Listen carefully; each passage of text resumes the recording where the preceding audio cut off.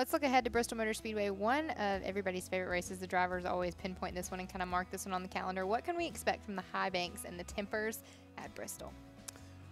Boy, oh boy.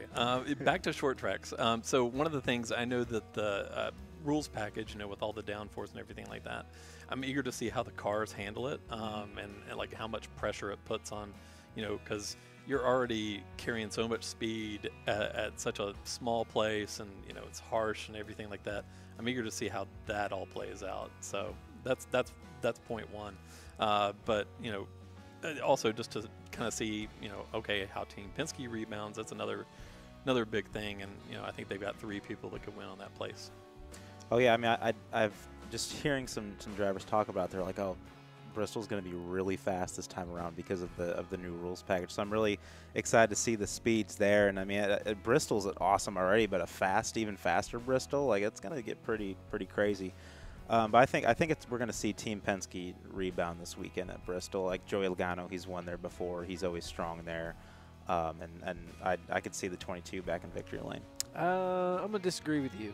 I think Joe Gibbs Racing, I think if you look at them, I think they've got 3 cars. I don't really remember Denny being all that great, so I'm going to leave him out of this conversation. I think Martin Truex Jr. Shocker that you're going with Kyle Busch at Bristol Motor Motor Speedway. Martin Truex Jr. is irritated because Kyle took him out of the fall race last year, which he probably would have won.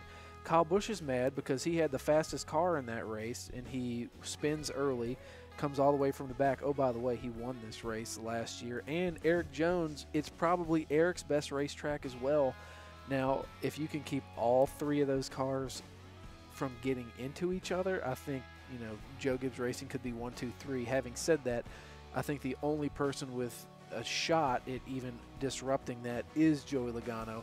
But he hadn't been to victory lane there since 2015 in the fall. So I don't know. I just don't know how you can pick against Joe Gibbs Racing, and really the 18 and the 20 I think might be the class of the field. And if they can, have an old snowball derby type fight where, Jones gets the best of Kyle, I mean that would be pretty cool to see that. I'm going to bring up a team that all 3 of you have not mentioned. Chip Ganassi, Kurt Busch, Kyle Larson. Kyle Larson comes in second to Kyle Busch at this race last year. Do we think that it's going to be time for the 1 and the 42 to show up? Caught me sleeping on that one, to be honest with you. Kurt Busch won the fall race last year as well. So, and I mean, who knows? I mean, could Bristol be more of an equalizer and help those guys get up there? I don't know. I don't know if I can answer that question. Well, Larson really loves this place. I mean, he said, gosh, if we could run here every week, every other week, he'd be plenty happy with it. So, it's a place you can carry a lot of speed and, short track that he's, that's kind of been his bread and butter. And, yeah, I think there could be some familiarity there. And, yeah, he might be one of the ones that can kind of chisel in and break into, what all the other teams have been doing with Chip Ganassi. Larson needs a rebound bad. Yeah, oh, yeah, really. Time.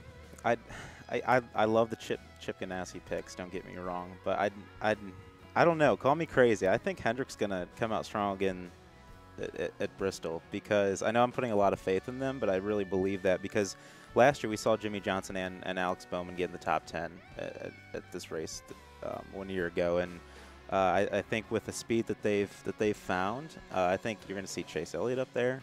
Jimmy's going to be up there. I mean, he finished 3rd last year, so and that was after struggling. So imagine what they could do with a fast car again. So I'm right now, just because I like to stir the pot. Look what I did last week with Blenny. I'm going to pick Hendrick over Chip Ganassi. I think they're going to finish better. Here's the thing. All of us could be wrong because of this. Like what Zach said, the aero package and everything. I mean, who knows what could happen? I think that's Corey LaJoie, you might win it. Well, that's why we all watch. I mean, we have these expectations, but sometimes our expectations in what we see in reality don't exactly line up. So who knows? Somebody from left field could show up and dominate. Ricky Stenhouse Jr. He's always strong at Bristol, Chris and Buescher, they have speed. Chris Buescher's good. Matt DiBenedetto, keep your eye on that guy. Yeah, also, having that Gibbs backing, this could be a spot where this race could launch his career. I think he knows that. All right. Well, all the drivers that you guys have mentioned have been young, so we think young beats old this weekend in Bristol.